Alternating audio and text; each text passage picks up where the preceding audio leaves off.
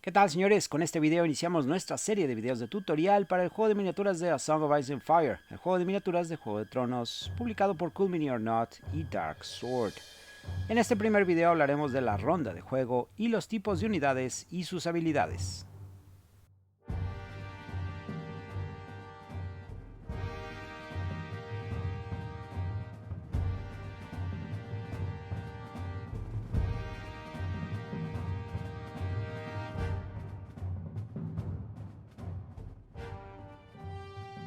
En el juego de miniaturas de A Song of Ice and Fire, 2 o más jugadores toman control de sus ejércitos con el objetivo de ganar la Guerra de los 5 Reyes.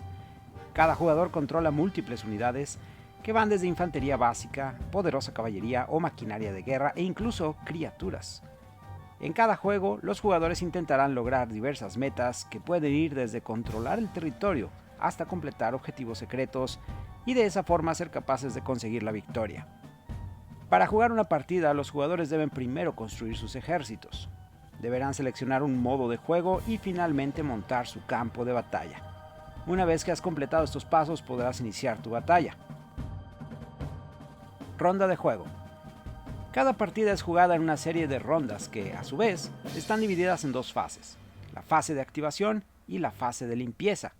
Una vez que has completado las dos fases, podrás pasar a la siguiente ronda. Veremos ambas fases a detalle a continuación. Fase de activación. Es en la fase de activación donde la mayor parte del juego sucede. Se conforma de una serie de turnos individuales en los que los jugadores van alternando la activación de sus varias unidades.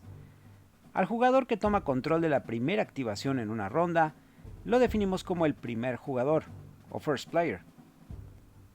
Esto es importante porque algunas reglas harán referencia a este primer jugador. Cada ronda, un jugador es designado como el first player o primer jugador. Ese jugador es el primero que activará una unidad de esta ronda. Cuando es el turno de un jugador, él realizará los siguientes pasos en orden. Primero, al inicio del turno.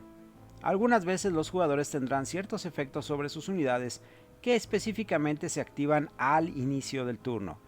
Cuando sea el caso, el jugador debe resolver estos efectos antes que cualquier otra cosa en su turno. Número 2. La unidad se activa.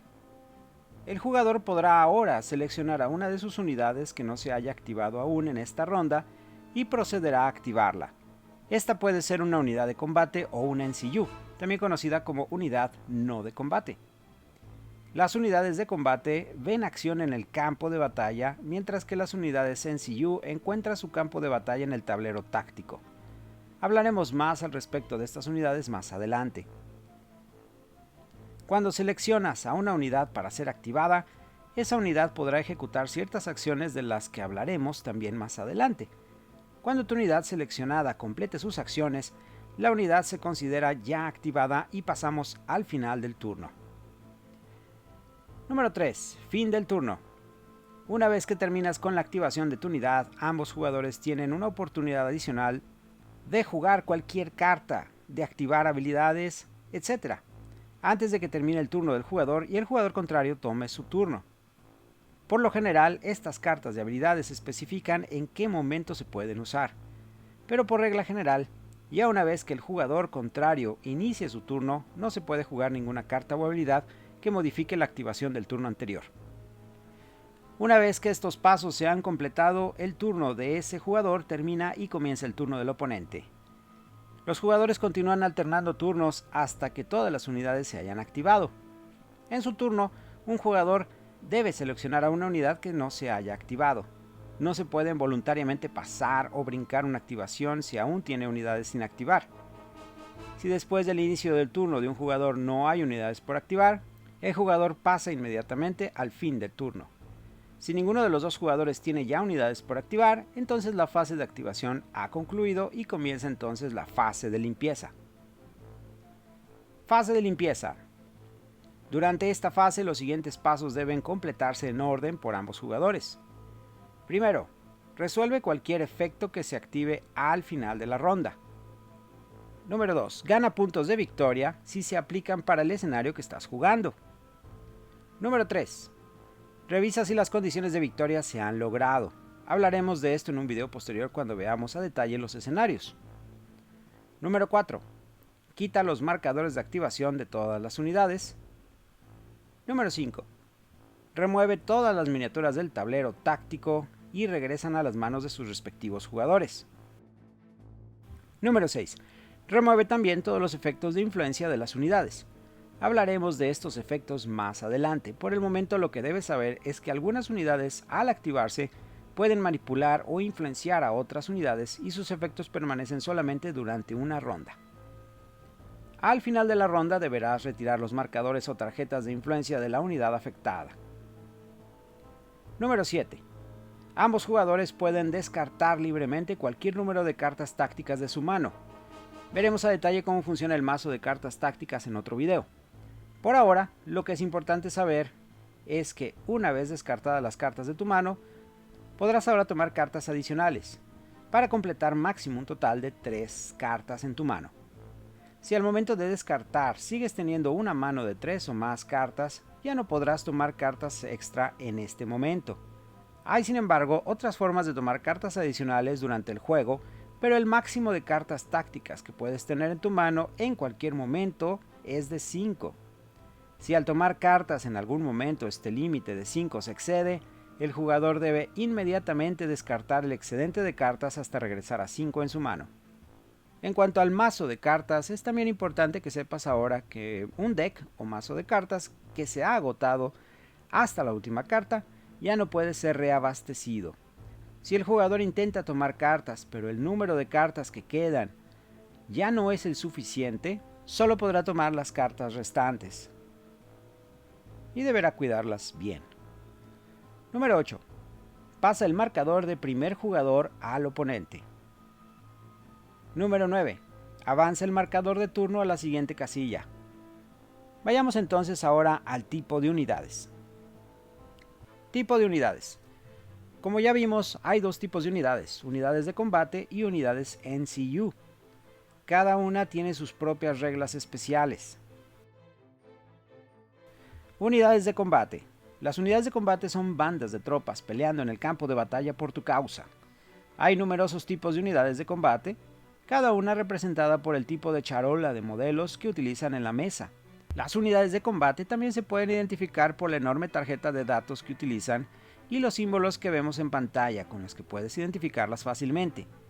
Infantería, caballería, monstruos, máquinas de guerra. Unidades de infantería se identifican por una charola para 12 modelos.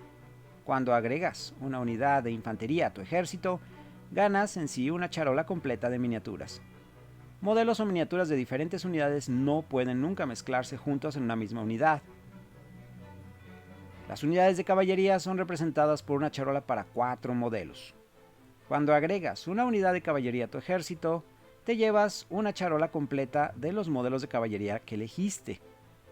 Nuevamente, no puedes mezclar miniaturas de diferentes unidades.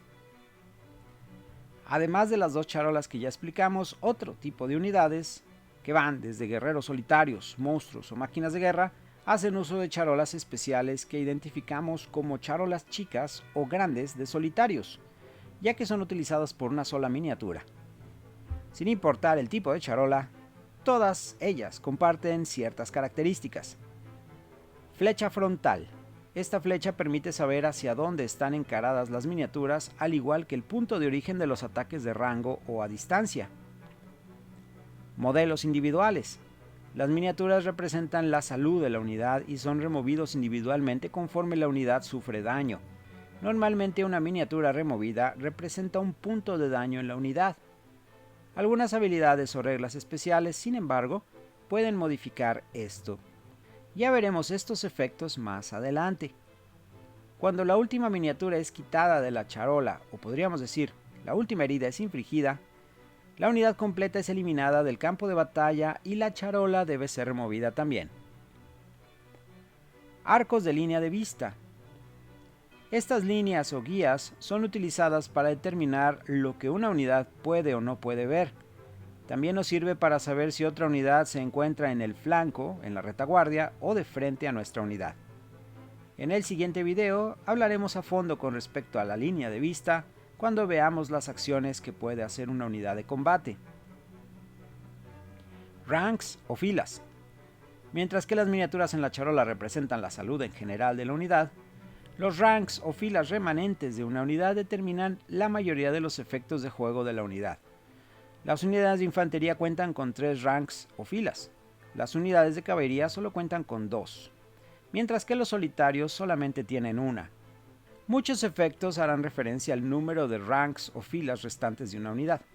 Un rank es solo perdido cuando la última miniatura de esa fila es removido, lo que significa que si existe aún un último modelo en esa fila o rank sigue otorgando los beneficios de contar con esa fila, como si estuviera completa.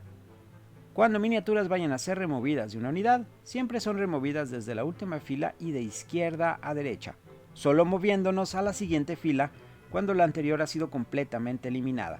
Por ejemplo, si la unidad sufre 3 heridas, es decir, quitamos 3 miniaturas, al hacerlo, la miniatura restante en la fila nos seguirá dando el beneficio de tener las 3 filas de nuestra unidad.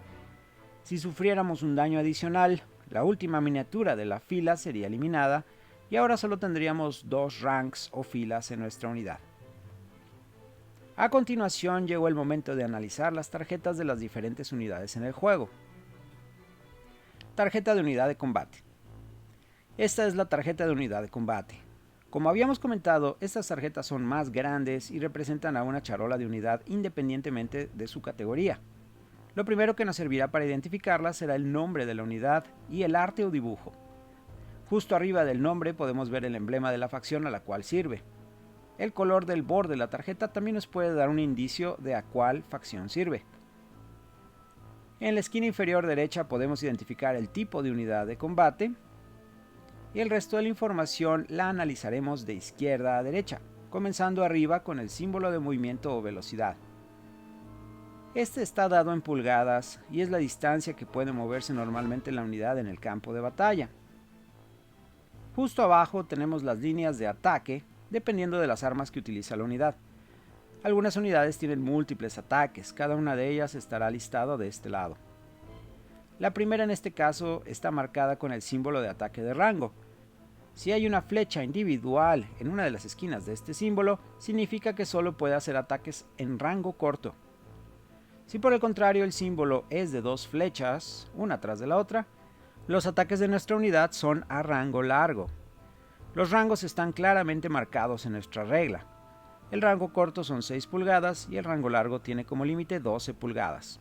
Los ataques de melee o cuerpo a cuerpo utilizan el símbolo de la espada. Tanto los ataques de rango como los de melee los encontrarás con los siguientes datos: nombre del ataque, el valor para impactar y dados de ataque. El valor para impactar representa qué tanta habilidad tiene tu unidad con esa arma. Entre más bajo el valor, mucho mejor. Los dados de ataque están separados con diferentes valores, dependiendo cuántos ranks o líneas tienes en tu unidad al momento de atacar. Utiliza el valor en verde para cuando tienes todos tus ranks todavía, el valor en amarillo para cuando ya has perdido uno de tus ranks y el rojo cuando has perdido 2 de tus ranks. Justo abajo de los ataques encontrarás el valor de la defensa, y este representa qué tan adepta es tu unidad para bloquear los ataques enemigos. Entre más bajo sea este número, mejor será la defensa de tu unidad.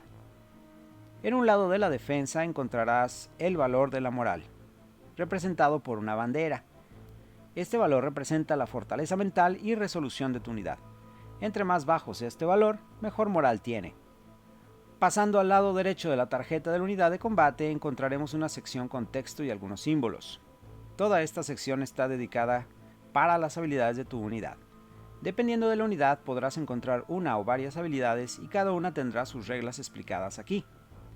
Algunas veces encontrarás también un símbolo al lado del texto. Este funciona como un recordatorio visual para que sepas en qué momento se puede utilizar la habilidad, y hablaremos de algunos de estos ejemplos más comunes. Símbolos de melee o ataque de rango te recordarán que la habilidad está vinculada a cierto tipo de ataques y solo podrán usarse cuando efectúes una acción de ataque con esas características, ya sea melee o rango. El símbolo de orden significa que esta habilidad solo se puede usar una sola vez por ronda. Ayudará mucho el colocar un marcador de orden en tu tarjeta o en tu unidad para recordarte cuándo ya has usado esta habilidad en tu unidad. Innate Abilities. Las habilidades innatas no pueden cancelarse o ser removidas por otras habilidades o efectos. A menos de que se especifique, todas las habilidades están siempre activas en una unidad y no son opcionales. Al reverso de la tarjeta de unidad de combate encontrarás nuevamente el escudo de la facción a la que pertenece la unidad y en la parte de abajo el símbolo que identifica el tipo de unidad que es. Justo arriba del tipo de unidad encontrarás el valor en puntos de la unidad. Este número nos dice cuántos puntos de ejército te costará incluir esta unidad de miniaturas en tu ejército. Hablaremos en otro video de cómo construir tu ejército y los diferentes puntajes.